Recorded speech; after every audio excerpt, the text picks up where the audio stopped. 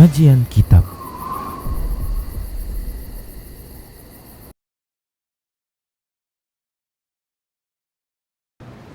Assalamualaikum warahmatullahi wabarakatuh. Innal hamdalillah nahmaduhu wa nasta'inuhu wa nastaghfiruh wa na'udzu billahi min shururi anfusina wa sayyiati a'malina may yahdihillahu fahuwal muhtadi wa may yudlil falan tajida lahu waliyyan mursyida. Asyhadu an la ilaha illallah wahdahu la syarika lah wa asyhadu anna Muhammadan abduhu wa rasuluhu alladzi la nabiyya ba'da. Wa qala Allah subhanahu wa ta'ala ya ayyuhalladzina amanu taqullaha haqqa tuqatih wa la tamutunna illa wa antum muslimun. Ya ayyuhalladzina amanu taqullaha wa qulu qawlan sadida yuslih lakum a'malakum wa yaghfir lakum dhunubakum wa may yuti'illaha wa rasulahu faqad faza fawzan 'azima. Ya ayyuhan nasu taqu rabbakumul ladzi khalaqakum min nafsin wahidah wa khalaqa minha zawjaha wa batha minhuma rijalan katsiran wa nisaa'a wattaqullaha alladzi tasaaluna bihi wal arham innallaha kana 'alaikum raqiba. Amma ba'du, inna ashtaqal hadithi kitabullah wa khairal hadi hadi Muhammad sallallahu alaihi wasallam wa syarrul umur muhdatsatuha wa kullu muhdatsatin bid'ah wa kullu bid'atin dhalalah wa kullu dhalalatin finnar. Ikhwati fiddin wa akhwat a'azzani Allah wa iyyakum.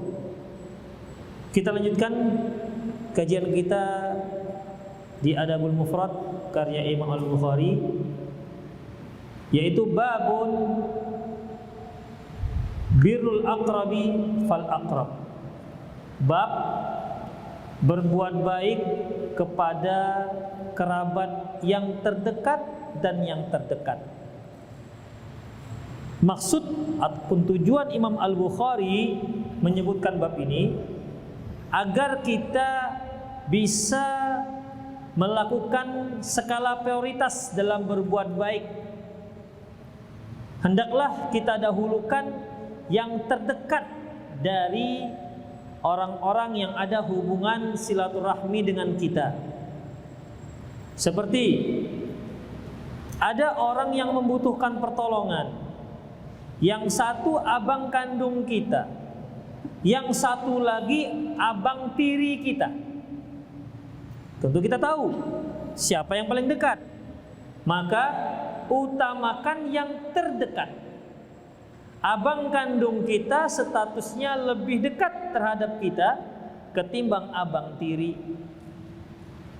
Kita punya kakak dan juga kita punya sepupu. Kedua-duanya membutuhkan, maka yang lebih dekat dengan kita hubungan nasabnya lebih berhak ketimbang yang lebih jauh. Oleh karena itu Allah pernah mengatakan wa ulul arhami ba'duhum aula bi ba'din fi kitabillah. Dan yang punya tali silaturahmi, punya tali rahim, itu lebih berhak untuk mendapatkannya sebagaimana yang telah ditetapkan oleh Allah Subhanahu wa taala dalam kitabnya. Baik, babu birril aqrabi fal aqrab atau babun birrul aqrabi fal aqrabi. Anil Miqdam bin Ma'di Karib, dari Miqdam bin Ma'di Karib, annahu sami'a Rasulullah sallallahu alaihi wasallam yaqul, bahwasanya dia pernah mendengar Rasulullah sallallahu alaihi wasallam bersabda, innallaha yusikum bi ummahatikum. Sesungguhnya Allah berwasiat kepada kalian agar berbuat baik kepada ibu-ibu kalian. Tsumma yusikum bi ummahatikum. Kemudian berikutnya dia kembali mewasiatkan agar kalian berbuat baik kepada ibu-ibu kalian. Tsumma yusikum bi abaikum. Kemudian dia mewasiatkan kepada kita agar berbuat baik kepada ayah kita. Tsumma yusikum bil aqrabi fal aqrabi. Kemudian Allah berwasiat agar kita bersikap baik terhadap famili-famili yang terdekat dan yang terdekat. Di sini Rasulullah sallallahu alaihi wasallam menyebutkan 2 kali tentang ibu. Innallaha yusikum fi ummahatikum. Summa yusikum fi ummahatikum. Summa yusikum bi abaikum. 2 kali ibu, 1 kali ayah.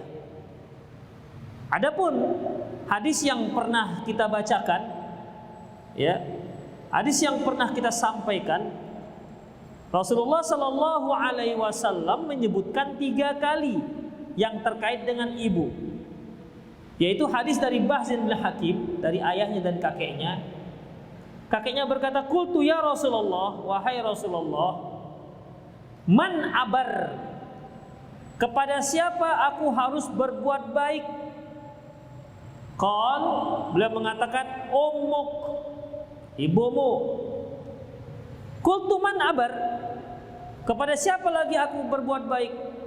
Qal, beliau mengatakan, "Ummuk, ibumu." Yang ketiga kali pertanyaannya sama, man abar? Lantas kepada siapa lagi saya berbuat baik?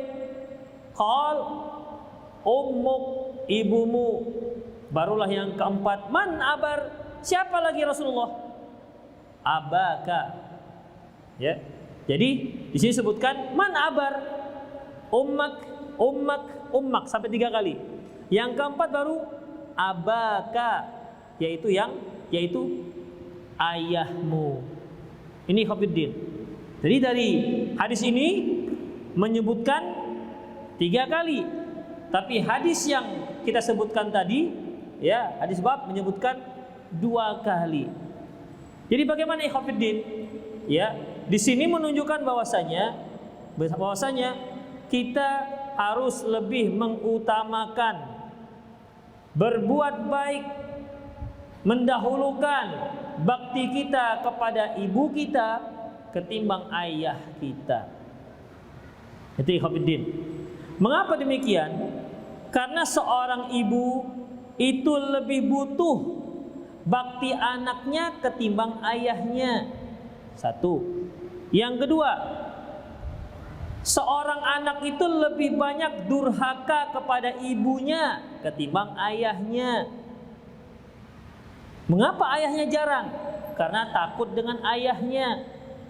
Kalau dengan ibu, mungkin dia tak takut. Apalagi kalau ibunya selalu memanjakan anaknya, Masya Allah itu.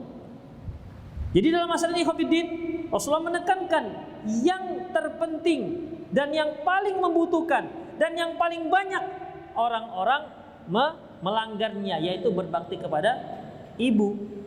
Sama seperti ini Khafiddin, ketika Allah Subhanahu wa taala yusikumullahu fi Allah Subhanahu wa taala menyebutkan wa wassaynal insana biwalidayhi ihsana. Kami berwasiat kepada manusia agar berbuat baik kepada kedua orang tua. Mengapa disebutkan kedua orang tua? Padahal antara orang tua dan anak ini kan ada hubungan kuat.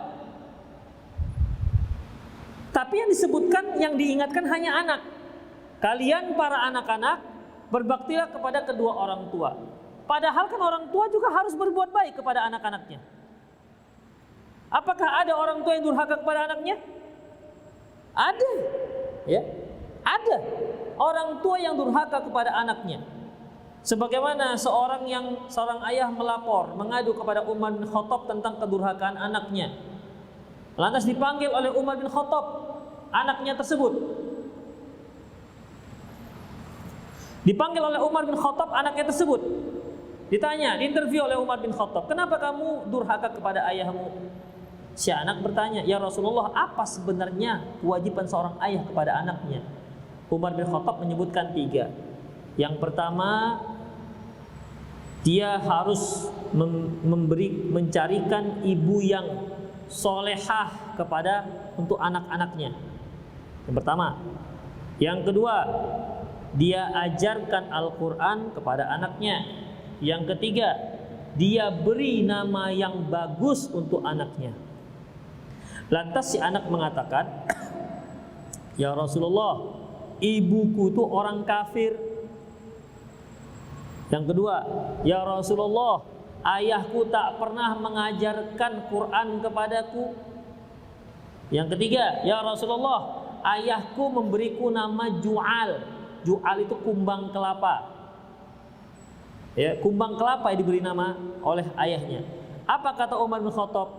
Kamu sudah mendurhakai anakmu sebelum anakmu mendurhakai kamu. Jadi sebenarnya orang tua juga ada yang mendurhakai anaknya. Tapi itu kalau dibandingkan dengan anak yang durhaka kepada orang tuanya, lebih banyak anak yang durhaka. Dan lebih sering seorang anak menyakiti hati orang tuanya ketimbang orang tua menyakiti anaknya. Itu ikhwatiddin. Lebih banyak anak-anak itu mengabaikan hak orang tua ketimbang orang tua yang mengabaikan hak anaknya. Makanya kita lihat ketika orang tua kita merawat kita ketika dia sakit, ketika kita sakit, mereka merawat dengan sepenuh hati, berharap kita cepat sembuh. Tapi ketika orang tua kita yang sudah tua renta sakit, kita rawat, kita jarang yang berharap supaya dia cepat sembuh. Kalaupun ada, illa ma rahima rabb. Kalau sudah 80 tahun, memang sakitnya itu sakit mau menjelang meninggal. Harapannya, ya Allah, kapanlah meninggalnya ini? Lama-lama kali, biar cepat ditalkinkan.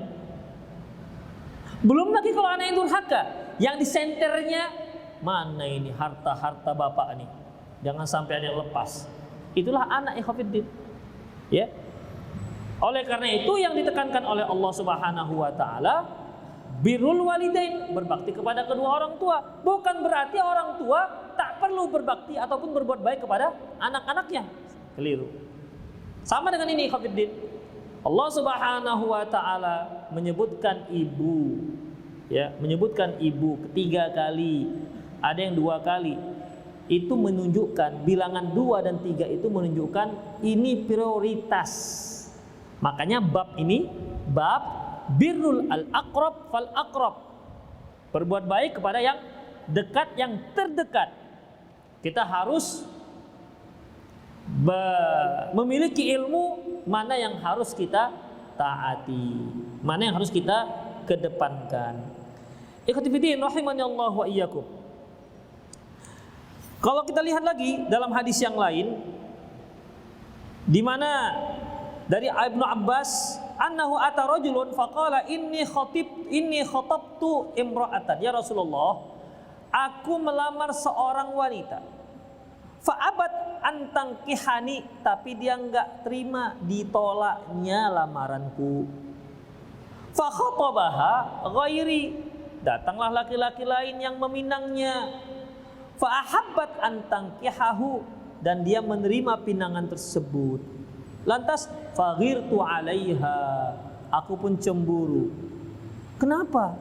Lamaranku ditolak, lamaran dia diterima. Apa kurangku? Kan begitu. Kan kita biasanya jarang tahu kekurangan. Taunya kekurangan orang lain. Kurang ganteng apa awak ini? Misalnya begitu kan. Pada perempuan kurang cantik apa awak ini rupanya? Kurang putih apa lagi? Kurang jenggot macam mana? Kurang cingkrang mana lagi kan begitu kira-kira. Ya. Sudah sangat cingkrang ini, sudah hampir di atas lutut pun. Ikhwati fillah rahimanallahu wa iyyakum, itu biasa yang terjadi. Lantas faghirtu 'alaihi, maka aku pun faghirtu 'alaiha, maka aku pun cemburu. Faqataltuha, ku bunuh perempuan itu biar tahu dia dulu. Jadi cinta ditolak, pisau bertindak gitu dia. Bukan lagi dukun yang bertindak, pisau bertindak, dibunuhnya. Ya, biar sama-sama tak diterima cintanya. Begitu. Biar gak ada yang menikahi dia. Kemudian fahal min taubah, kata laki-laki ini, ya Ibnu Abbas, apakah ada pintu taubat untukku? Qal ummuka hayyatun, kata Rasulullah, kata Ibnu Abbas, ibumu masih hidup enggak? Coba. Yang ditanya, adakah pintu taubat Yang ditanya balik, ada nggak ibumu? Ini sepertinya nggak nyambung kan? Pertanyaannya apa tadi? Saya bunuh wanita yang membuat aku cemburu. Ada nggak pintu tobat? Jawaban Ibnu Abbas apa tadi? Ibumu hidup nggak? Masih hidup apa nggak? Qala la, udah meninggal. Kemudian qal tub ila Allah azza wa jalla. Kalau begitu tobatlah kepada Allah azza wa jalla. Wa taqarrabu ilaihi mastata'ta. Berupayalah untuk selalu dekatkan diri kepada Allah sesanggupmu. Itu ikhwatiddin. Terus sahabat tadi ini ada yang mendengar pembicaraan sahabat yang menceritakan kondisinya yang membunuh wanita tadi itu dengan Ibnu Abbas yang malah bertanya tentang ibunya. Ada yang mendengar. Setelah laki-laki tadi itu pergi, sahabat yang menyimak percakapan antara Ibnu Abbas dengan si penanya tadi bertanya, ya Ibnu Abbas, apa hubungannya antara dia membunuh wanita dan kepingin tobat dengan kamu bertanya terhadap apakah ibumu masih hidup apa tidak? Kata Ibnu Abbas, ya, innila a'lamu amalan aqrabu ilallahi azza wa jalla min birril walidah. Aku tidak mengetahui ada amalan yang paling cepat mendekatkan diri seseorang kepada Allah selain berbakti kepada ibu. Rupanya ke sana maksudnya. Tapi karena ibunya sudah meninggal, gak dilanjutkan oleh Ibnu Abbas pernyataannya. Beliau mengatakan, ya taubat kepada Allah, berupaya untuk taubat.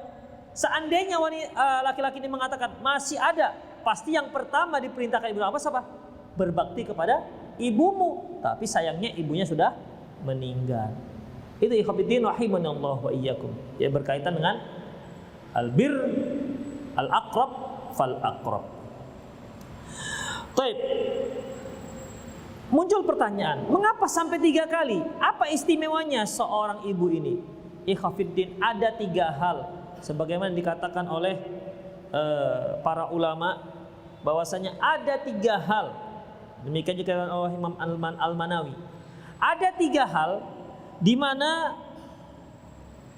hal itu tidak bisa dilakukan oleh seorang ayah, tapi bisa dilakukan oleh seorang ibu. Ayah bisa mencari nafkah, ibu bisa nggak mencari nafkah? Bisa.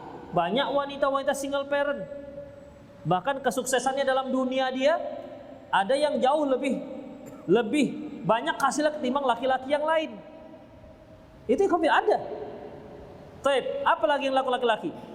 Kerjanya sebagai apa? Sebagai kuli bangunan. Oh, masya Allah. Sekarang mak-mak kuli bangunan. Apalagi kalau sedang ngecor. Kau perhatikan. Itu sudah antara mama-mama dengan bapak-bapak udah 50-50. Itu ngangkat pasir, nuangkan ke mesin molen. Mama-mama sekarang. Ngangkat batu bata, jangan tanya mama-mama. Antum pernah nggak masuk ke pembuatan batu bata? Mama-mama rata-rata. Kenapa? Biasanya lebih murah.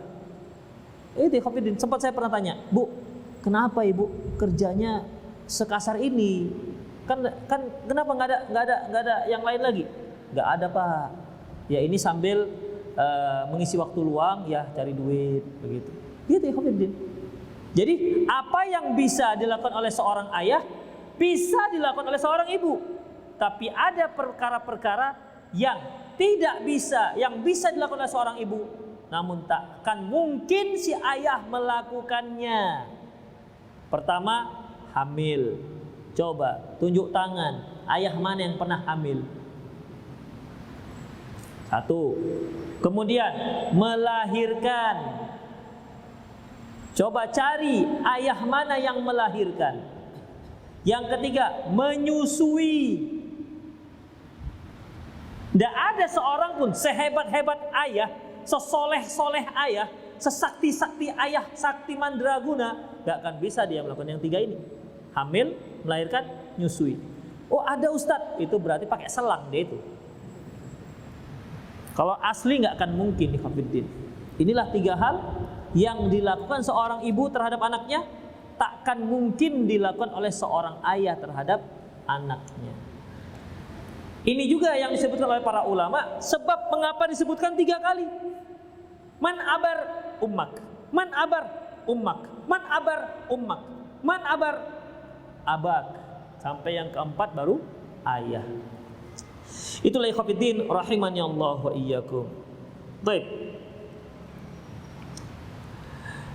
Dalam sebuah hadis yang disahihkan oleh Syekh Albani dari Tariq Al-Muharib, qala dia berkata, qadimna al-Madinah, ketika kami datang ke Madinah, fa idza Rasulullah sallallahu alaihi wasallam, ternyata Rasulullah sallallahu alaihi wasallam qaimun ala mimbarihi, beliau sedang berdiri di atas mimbarnya.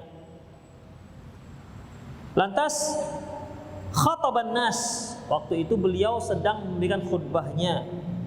Wa huwa yaqul, beliau mengatakan, yadul mu'ti al-ulya, orang yang memberi itu tangannya lebih tinggi, maksudnya lebih tinggi dibandingkan yang menerima. Kemudian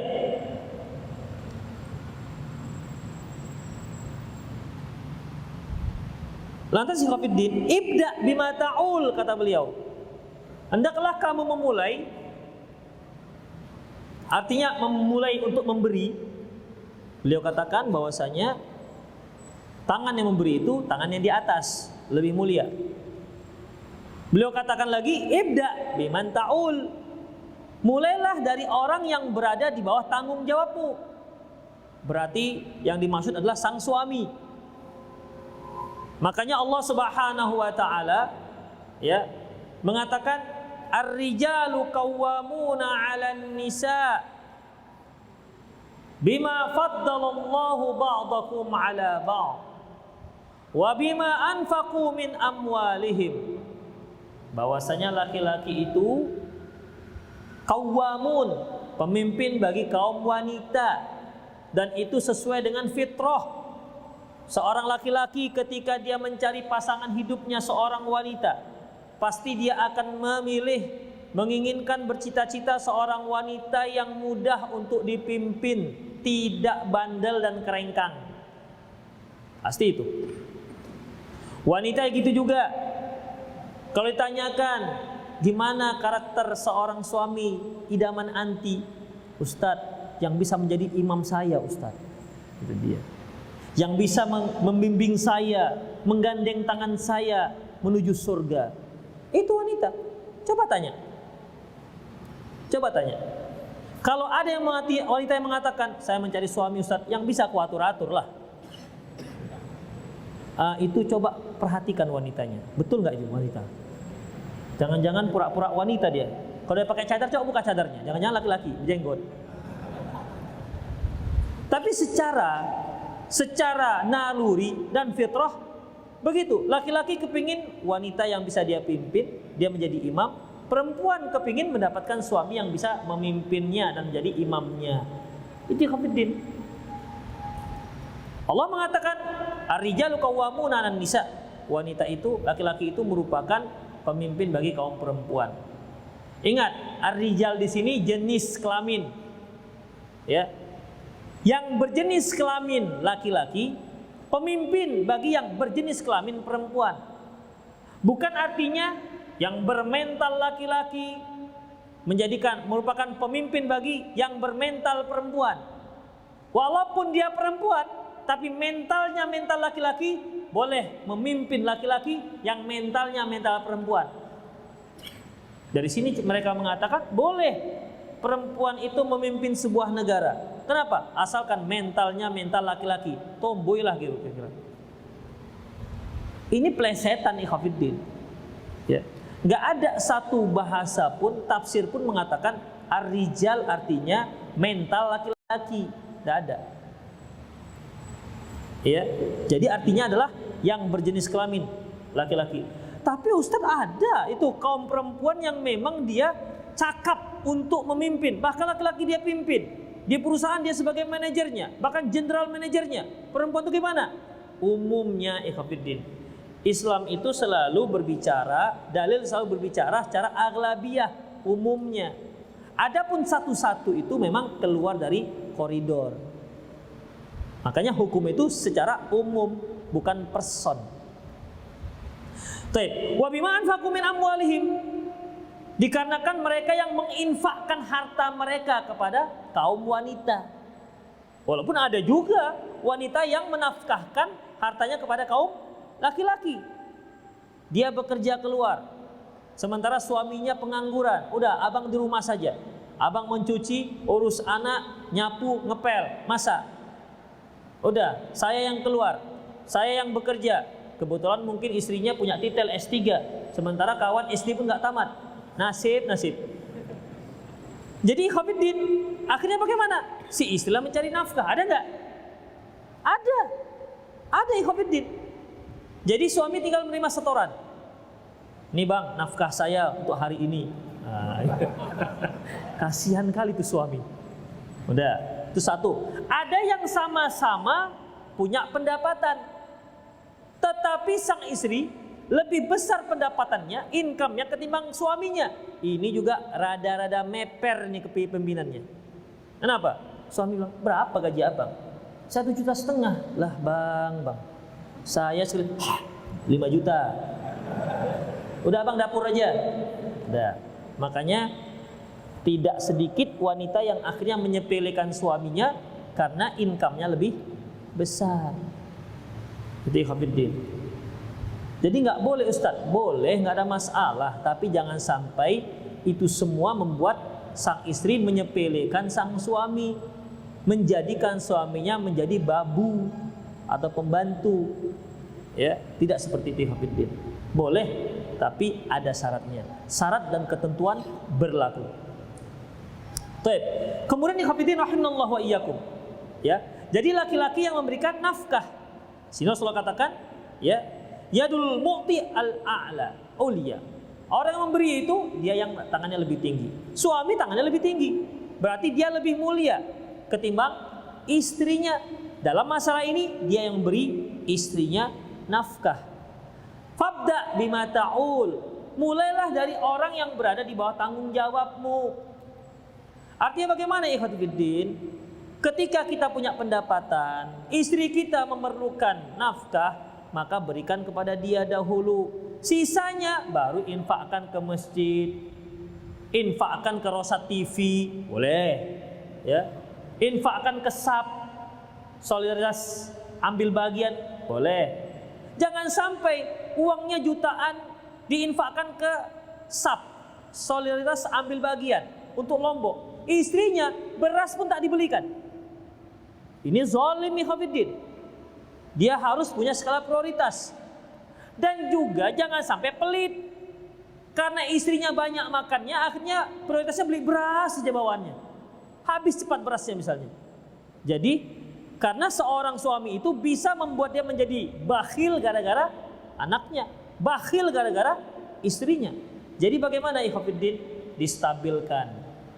Masing-masing fa'ati kulla haqqin haqqah. Berikan masing-masing orang haknya masing-masing.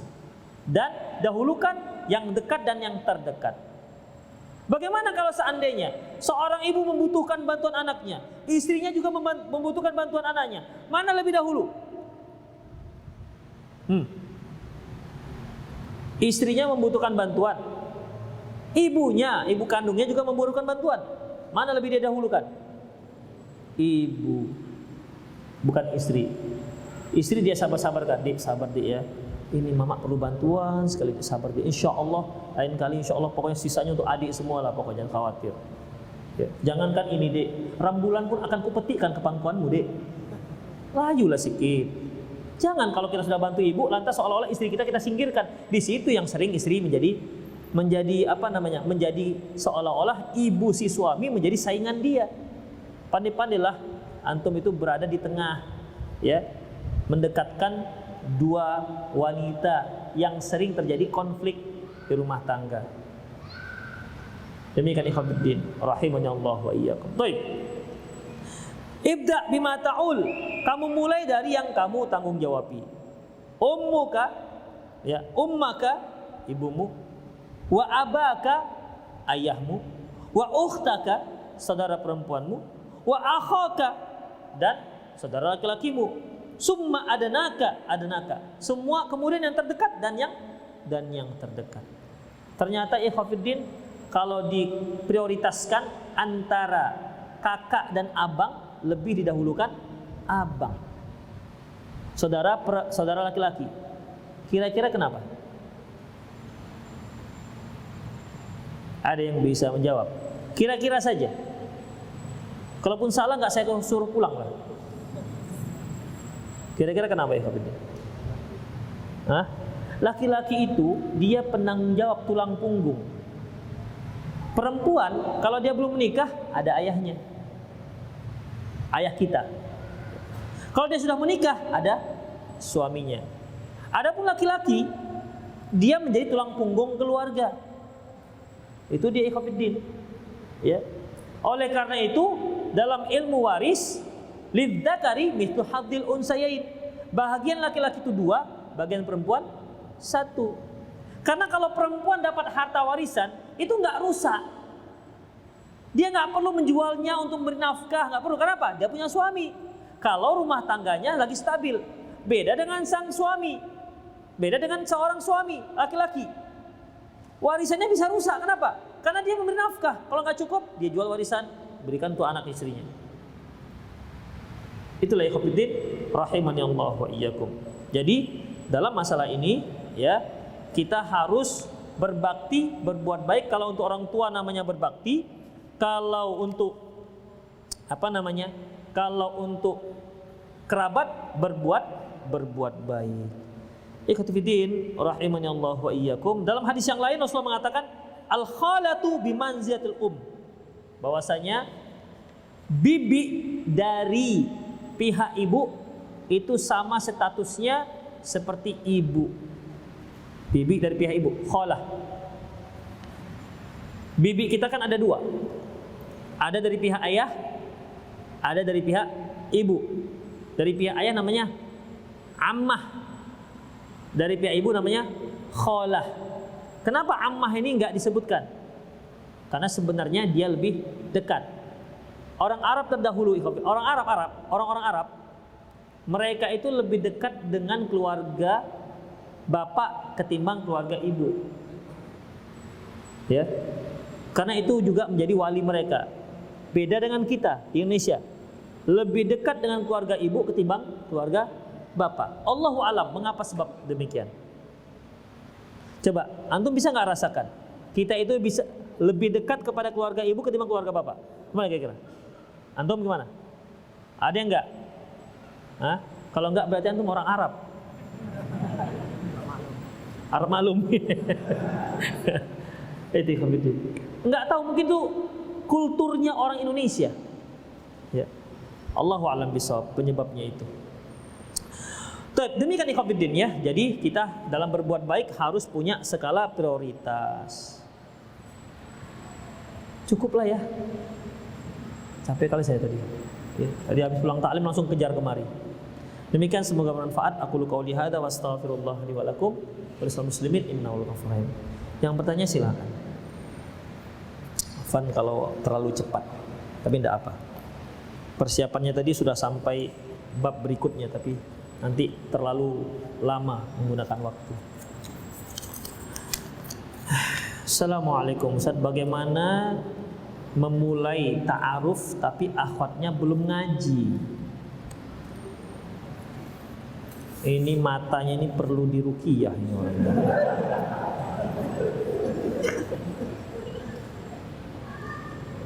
Ya namanya juga apa ya, selera kan. Selera itu tidak bisa disetel-setel. Ya. Ada orang itu senang dengan wanita itu yang kecoklat-coklatan muda. Ada. Dia bilang warna yang eksotis. Gak suka dia dengan yang putih. Kenapa? Pucat macam mayat katanya. Walaupun warna yang paling warna idaman kaum laki-laki selalu cari akhwat yang putih. Walaupun kalau putih kalipun dia gak suka. Putih kalau macam kertas, berarti mayat itu. Baik. Bagaimana cara mulai ta'aruf dengan akhwat yang belum ngaji? Sebenarnya ikhwatiddin yang belum ngaji itu yang mudah. Ya.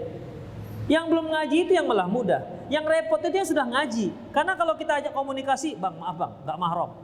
Gitu kan. Tapi coba yang enggak ngaji. Ketika dia buat Instagram, kita komentari aja. Ya, kita kasih like itu banyak. Udah kelepek-kelepek deh itu. Kemudian sering selfie. Udah kasih komentar yang agak-agak sok-sok alim gitulah. Masya Allah. Gitu-gitulah. Ini bukan saya pengalaman ya, nggak nengok-nengok begitu aja. Udah.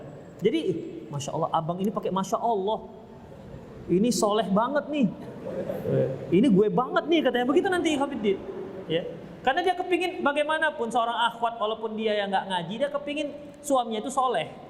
Nggak kan mungkin saya mau cari suami preman, Ustaz. Nggak mungkin. Pasti dia cari kalau bisa yang sholat rajin, nggak merokok. Tanya akhwat nggak percaya. Atau akhwat yang antum tengah jalan di Kapten Mansur ini, Dr. Mansur, stop satu.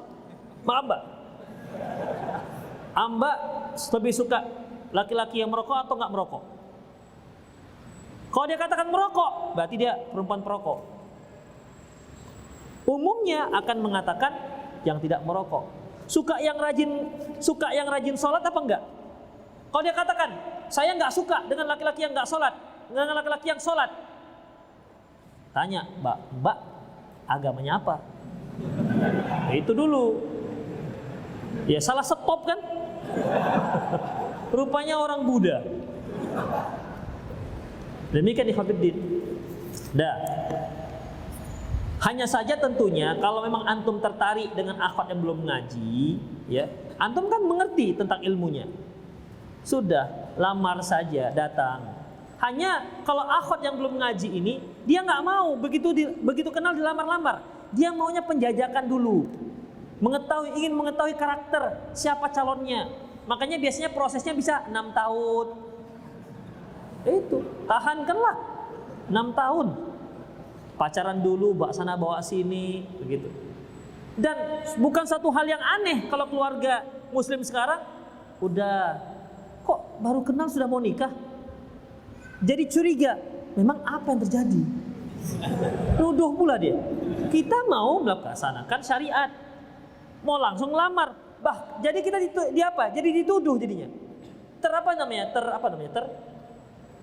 Tertuduh. Karena biasanya kalau minta cepat-cepat kawin terjadi apa-apa. Enggak, kami itu aman bilang. Jadi, udah, itu kalau yang umumnya Hafiddin. Jadi untuk yang belum ngaji, itu dia caranya. Antum kenalan, tapi jangan pakai salaman. Udah kan? Udah. Cari di mana keluarganya, atau cari tahu di mana abangnya. Pendekatan. Dia nggak punya abang Ustaz, punya adik. Pendekatan dengan adiknya. Kasih permen. Dik, punya kakak nggak dik? Punya bang. Titip ya, permen untuk kakakmu. Nah, beli coklat. Jangan coklat 3.000. Coklatnya agak mahal sikit. Gitu ya, antum macam nggak ngerti ya. Antum lebih tahu lah kalau cara menaklukkan akhwat yang nggak ngaji ini. Tapi ingat, kalau antum sudah tahu ilmunya, tetap harus perhatikan jalur-jalur syar'i. Semoga ustadz dan keluarga selalu dalam keadaan lindungan Allah. Amin. Bagaimana menurut ustadz ketika akhwat dan ikhwan yang ingin dinikahi tersebut memiliki penyakit yang sering kambuh ustadz? Tolong nasihati ustadz, jazakumullah khair. Baik, ini kan dia sedang apa itu dia? Ingin dinikahi, ya. Makanya Hafiddin ketika ta'aruf, antum boleh tanya, maaf ukhti ya, ukhti itu punya penyakit menular nggak? Atau pernah nggak mengidap penyakit yang kronis? Seperti apa? Seperti ayan misalnya, ya kan? Ya sempat dia ketika digandeng tiba-tiba melotot-melotot matanya, kemudian jatuh keluar buih. Busa dari mulutnya kan berbahaya. Apalagi itu bisa pindah ke anak. Jadi tanya, ada nggak penyakit yang pernah dialami kronis? Oh nggak pernah bang. Jadi yang biasanya apa? Ya paling mencet lah yang sering misalnya. Misalnya itu kan. Itu nggak masalah. Kalau itu nggak masalah, tinggal beli obatnya aja. Ya banyak-banyak makan salak dengan daun pepaya. Itu nggak ada masalah. Jadi boleh antum nanya. Si akhwat juga boleh nanya, abang pernah nggak terlibat narkoba? Mana tahu kalau dia pernah pemakai, penghisap, apalagi itu akan berpengaruh kepada IQ. Tanya nggak apa-apa. Ya. Kalau dia katakan rahasia, rahasia lah di, Ustaz tanya, misalnya begitu kan? Ya sudah, lanjutkan apa enggak? Jadi sebenarnya bertanya itu nggak ada masalah sebenarnya, dan itu bukan membongkar aib. Kenapa? Karena mendingan berpahit-pahit dulu sebelumnya, ketimbang nanti masalahnya setelah menikah. Itu repot. Rupanya suaminya suka ayan, pakai jadwal seminggu 3 kali pada waktu subuh. Kan repot jadinya, ikhwatiddin. Gak tahu saya kalau dia ayanan.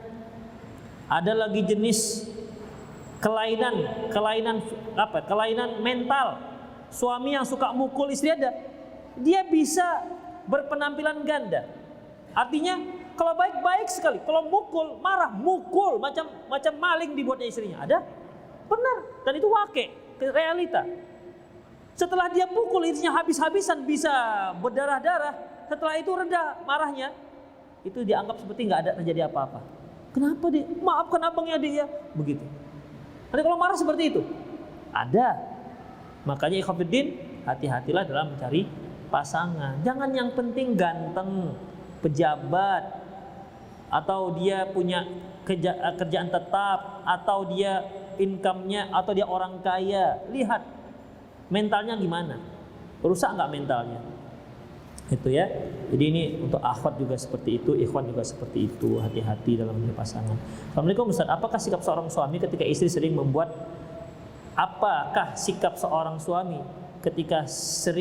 ketika istri sering membuat hatinya sedih? Iya. Pertama, tergantung yang bisa meredakan kesedihannya. Ada suami itu kalau dia sedih bawaannya mau makan aja. Ya. Apalagi ikhwatiddin, kalau membuat dia sedih, dia banyak baca Quran, bisa.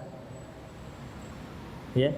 Apalagi, ala bidzikrillahi tatmainnul qulub. Ketahuilah dengan zikir kepada Allah, hati bisa tenang. Sedih hati itu kan dikarenakan kegalauan hati. Maka carilah yang bisa mengobati hati. Dan tidak ada pengobat hati yang paling mujarab melainkan Al-Qur'an dan salat ya, melaksanakan sholat. Kemudian selanjutnya dia bisa nasihati, jangan ngomong gitulah, sakit hati abang kalau mendengar seperti itu.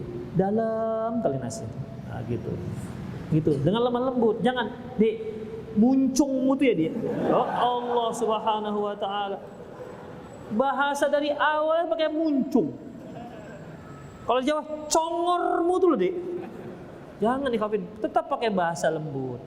Ya, ud'u ila sabili rabbika bil hikmati wal mau'izah. Jangan ngomong gitulah. Sakit hati abang kalau seperti itu.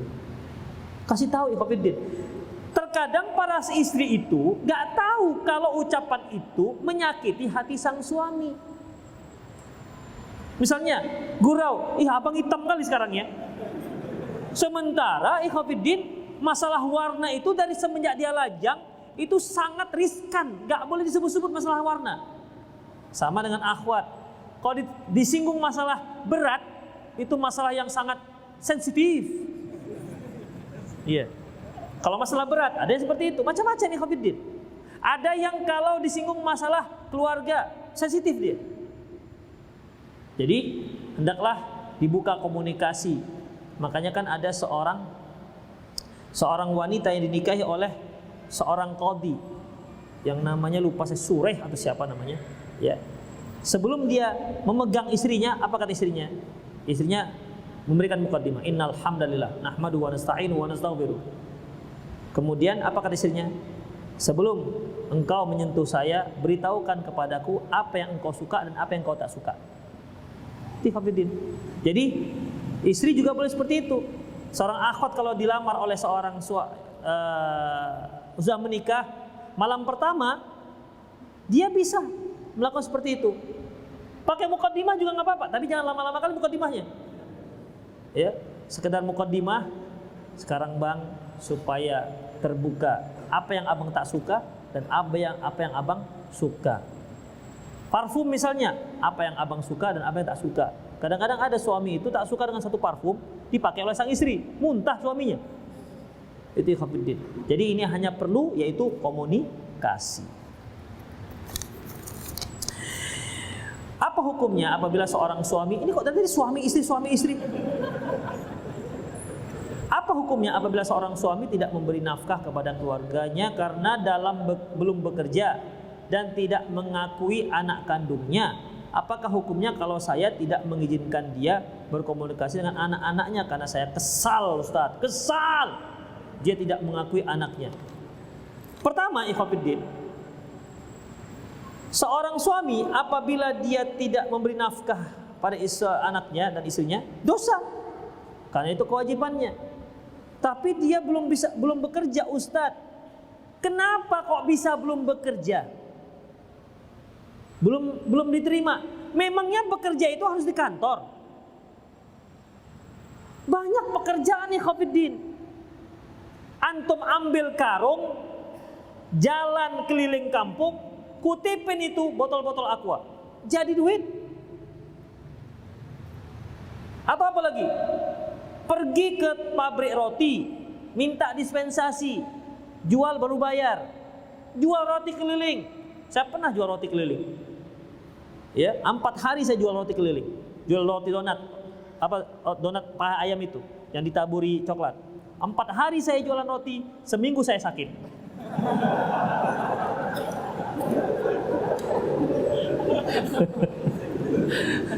Berarti memang nggak cocok.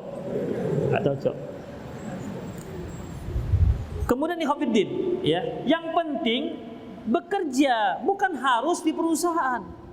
Banyak yang bisa dilakukan ikhwatiddin, banyak yang bisa dilakukan. Ya, kalau kita mau saja. Apa misalnya? Pergi ke tempat orang yang tukang bangunan. Ada lowongan kerja, Pak.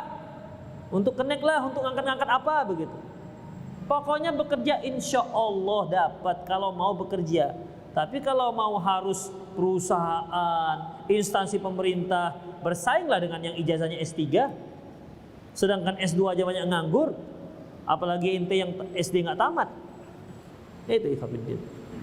Pokoknya kalau kita bekerja, kalau mau bekerja bergerak, insya Allah tetap ada rezeki. Makanya kalau ada yang mengatakan dia itu pengangguran Ustadz, pasti yang diharapkan adalah kerjaan dari perusahaan, kerjaan dari kantor, itu diharapkan. Itu dia. Gimana Ustadz? Masa saya kerjanya guni botut? Saya kan tamatan USU. Jurusan apa? Sospol, sosial politik. Gak terima dia jadi di partai politik. Jadi bagaimana ikhwatiddin? Kerja yang lain. Jadi sebenarnya yang membuat kita itu pengangguran yaitu gengsi. Yaitu ikhwatiddin. Saya dulu pernah jual sedotan untuk minum, sedotan pipet bahasa Medannya. Itu dia. Sampai ke sawit seberang sana. Jual pipet, gede-gede nolak-nolak. Padahal saya tamatan luar negeri loh mahasiswanya. Coba bayangkan.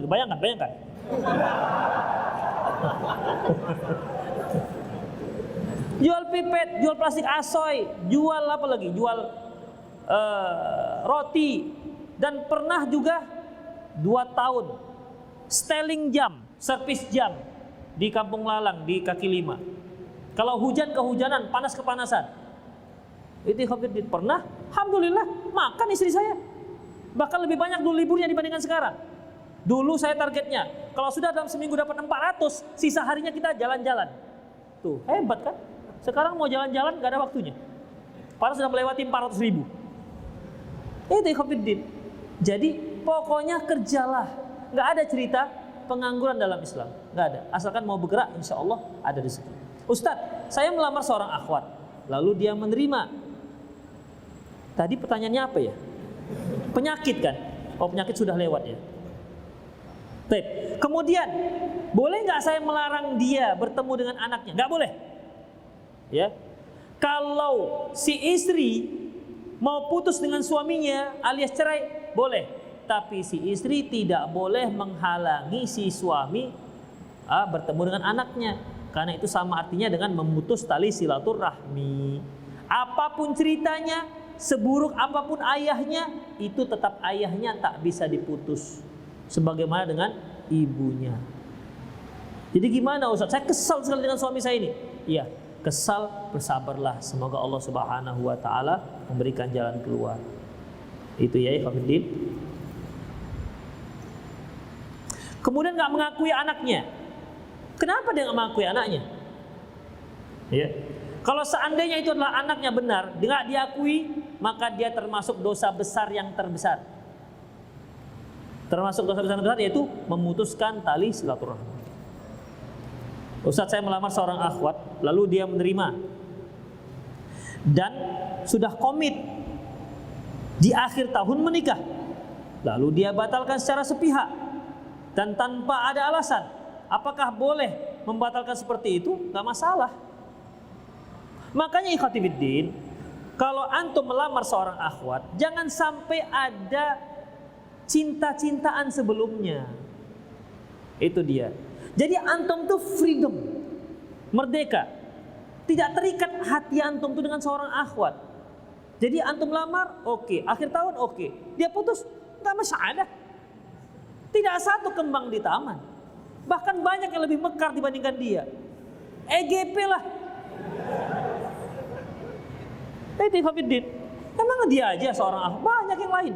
Ya mungkin ketika dia batalkan, dia melihat ada yang lebih perfect dibandingkan antum. Itu dia.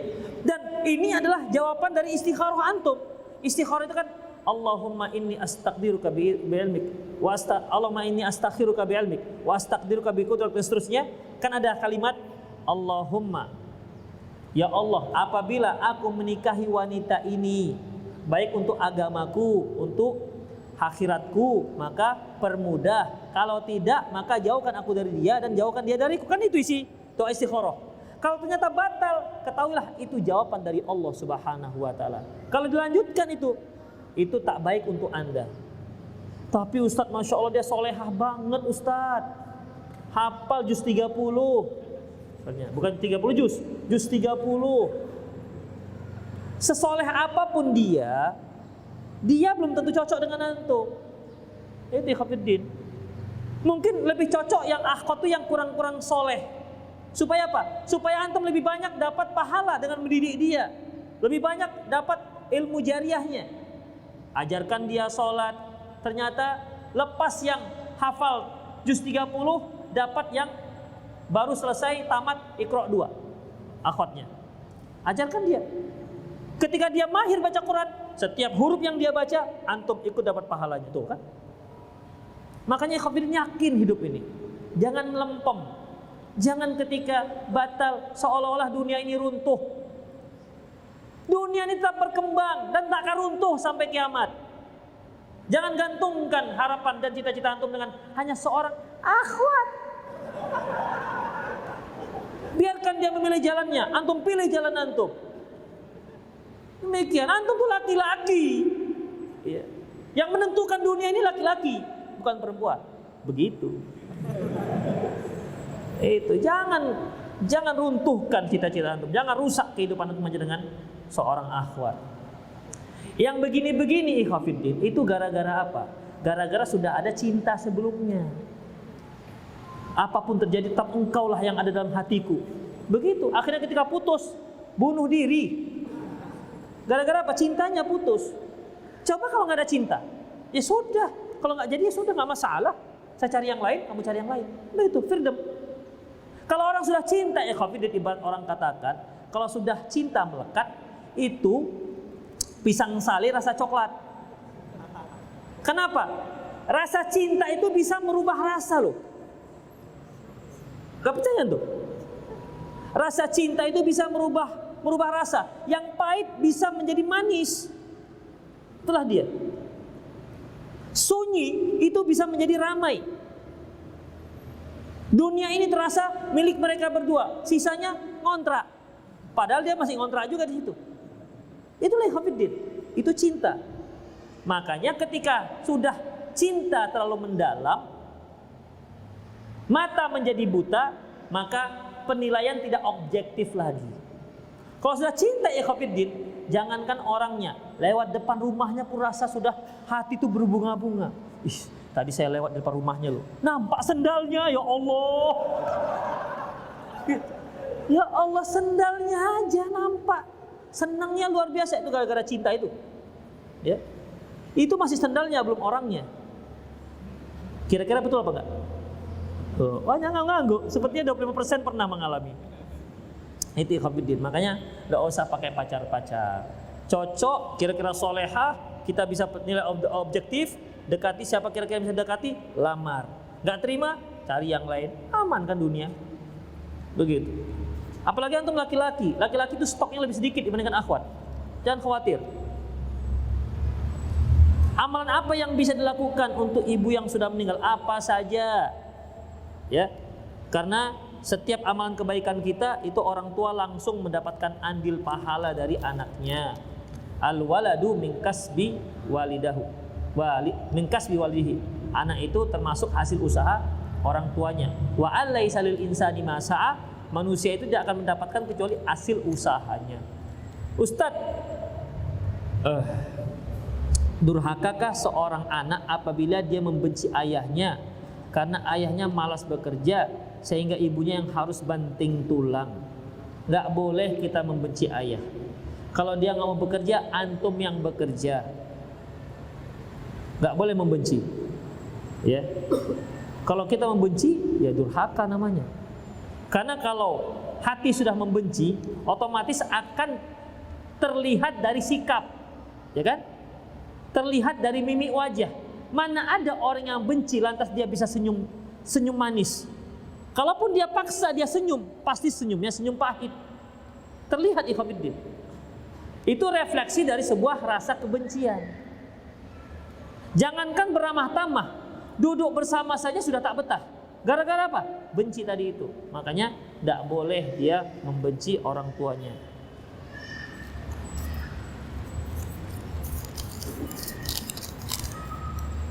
Panjang kali. Ya Allah. Akhwat ini nggak bisa buat pertanyaan yang simpel-simpel ya. Ustadz, bagaimana cara saya menghadapi teman yang tidak mau bicara dengan saya? Biarin aja, EGP. Karena saya tidak bisa datang ke acara akikah keponakan saya dikarenakan saya kuliah, masuk jam 1 siang, pulangnya sampai jam 6 sore. Saya sudah minta maaf, tapi beliau tetap tidak mau maafkan. Udah biarkan aja. Ngapain kita mikirkan seperti itu? Karena kalau dia merasa benci, udah jelaskan. Afwan ya ukhti, saya tadi nggak bisa hadir karena begini-begini. Tetap dia benci, sudah biarkan saja. Nggak usah, mohonlah, tolong. Maafkanlah diriku. Untuk apa seperti itu? Ustadz pernah mengatakan ibu tiri dan ibu mertua itu tidak sama dengan ibu kandung. Betul? Apakah ini berarti seorang menantu boleh tidak menghormati mertua? Salah. Itu kesimpulan yang salah. Ya. Berbakti ada prioritasnya. Yang prioritas adalah orang tua kandung, bukan orang tua tiri. Kemudian yang namanya menghormati seluruh orang tua. Bukankah Rasulullah mengatakan laisa minna man lam yarham shaghirana wa lam yuqir kabirana? Tak termasuk kelompok kami mereka yang tak menyayangi yang lebih kecil dan tidak menghormati yang lebih besar. Apalagi mertua. Dia termasuk kerabat terdekat. Jadi salah kalau kesimpulannya tidak menghormati. Ustadz, apa yang harus ana persiapkan ketika mau menikah? Pertama, persiapkan mental antum. Yang kedua, siapkan fulus. Itu dia. Kecuali kalau ada mertua yang rela-rela saja. Pak, saya mau melamar anak bapak. Terus sekalian melamar kerja bapak. Minta kerja sekalian. Oh, mas, inilah yang saya harapkan dari kemarin. Misalnya begitu. Wah, itu betul-betul dapat durian runtuh itu. Karena saya punya ruko 3, sampai sekarang belum ada yang bisa mengelolanya. Kamu nampaknya orangnya bagus, berjenggot cingkrang. Mestinya kamu jujur, udah gak apa-apa. Besok kamu nikah dengan anak saya, sekaligus ini 3 ruko, kamu ngelola. Wih, Masya Allah. Cari mertua begitu. Cari. Belakangan ini saya tidak berbicara kepada ibu saya karena belakangan ini saya diterima kerja di luar kota dan ibu saya tidak mengizinkan. Oh, nggak boleh. Nggak mengizinkan, nggak boleh, Hafiddin. Lantas saya kesal Ustadz, ya nggak boleh apalagi kesal. Apakah tindakan saya ini benar? Salah, tetap izin orang tua. Orang mau jihad saja yang hukumnya wajib harus izin orang tua, apalagi hanya sekedar bekerja. Kadang orang tua itu ya Khabiruddin ingin melihat. Saya dulu waktu keluar dari pondok, saya tanya, Pak, saya memanggilkan diri saya itu kan Ali. Ini cocoknya apa ya? Seteling jam atau jual donat? Kata bapak saya, nggak usah jual donat Ali, susah bapak nanti kalau ketemu. Kalau jual seteling jam kan nggak kemana-mana. Gitu. Tapi saya katakan, kalau jualan Pak, kita kan menjemput bola, bisa rezeki lebih banyak. Kalau seteling jam kan menerima bola, tunggu datang bola. Ya terserahlah. Itulah 4 hari saya jualan donat, seminggu.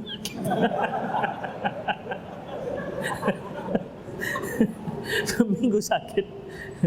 Kemudian pas sakit itu kebetulan entah bagaimana ayah saya datang. Ayah saya kan orang Padang, manyo si Ali. Ada Pak, sakit. Kan bapak bilang juga apa? Itu dia. Bagaimana hukumnya kencing di sembarang tempat? La ilaha illallah. Ini kok ditanya. Kencing di sembarang tempat nggak pakai dalil juga nggak boleh. Kencing sembarang tempat, masuk masjid dakwah, kencing di ujung sana. Ya jelas nggak boleh lah ya Hafidin.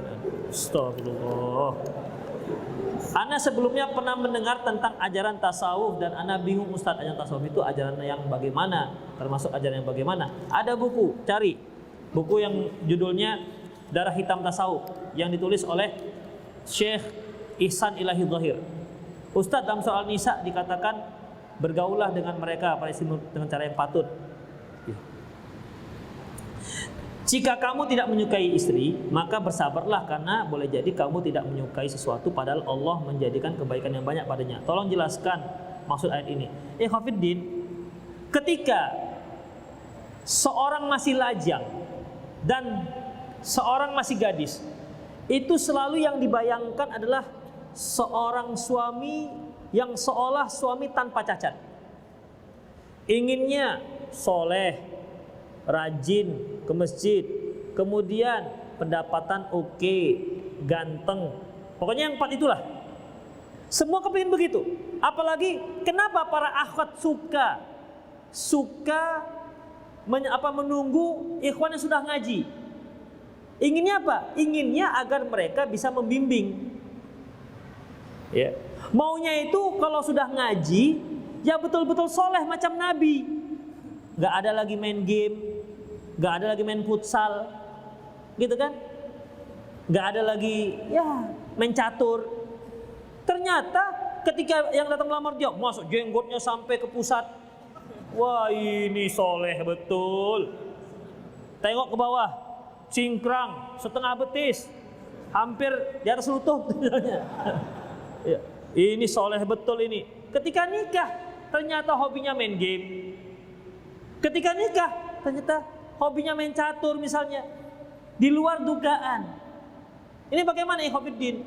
Ya sama dengan ikhwan juga begitu, kepinginnya kalau bisa akhwat yang sudah ngaji lah Ustadz, tapi yang cantik ya Ustadz. Nah gitu, cantiknya itu nggak bisa hilang. Tapi cantik ya Ustadz. Iyalah, dah.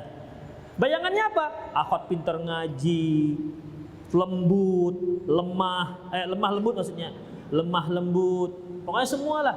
Ternyata ketika menikah, ini akhwat kok kerjanya banyak tidur, gak bisa masak. Yang dia bisa masak yaitu hanya masak air, itu pun sering gosong. Orang masak ditinggal, gosong lah, periuk sampai bolong gitu. Itu bagaimana ya Khafiddin? Aduh, ternyata akhwat ini juga gak pandai masak.